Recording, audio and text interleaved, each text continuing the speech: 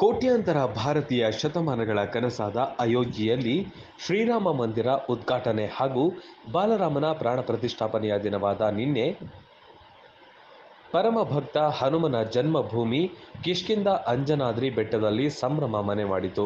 ಹೌದು, ಶುಭ ಬೆಳಿಗ್ಗೆಯಂದು ಗಾಲಿ ಜನಾರ್ದನ ರೆಡ್ಡಿ ಅವರ ಧರ್ಮಪತ್ನಿ ಲಕ್ಷ್ಮೀಪುತ್ರಿ ಬ್ರಾಹ್ಮಿಣಿ ಹಾಗೂ ಅವರ ಕುಟುಂಬದ ಸಮೇತರಾಗಿ ಅಂಜನಾದ್ರಿ ಪಾದಘಟ್ಟದ ಶ್ರೀ ಆಂಜನೇಯ ಸ್ವಾಮಿಗೆ ವಿಶೇಷ ಪೂಜೆ ಸಲ್ಲಿಸಿದರು.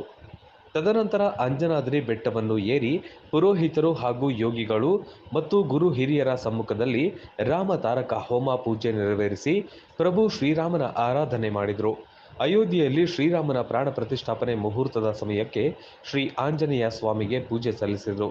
ಇದೇ ಸಂದರ್ಭದಲ್ಲಿ ಪಕ್ಷದ ಮುಖಂಡರುಗಳು ಹಾಗೂ ಕಾರ್ಯಕರ್ತರು, ಶ್ರೀರಾಮ ಹಾಗೂ ಹನುಮ ಭಕ್ತರು ಸಹಸ್ರಾರು ಸಂಖ್ಯೆಯಲ್ಲಿ ಉಪಸ್ಥಿತಿಯಲ್ಲಿದ್ದರು.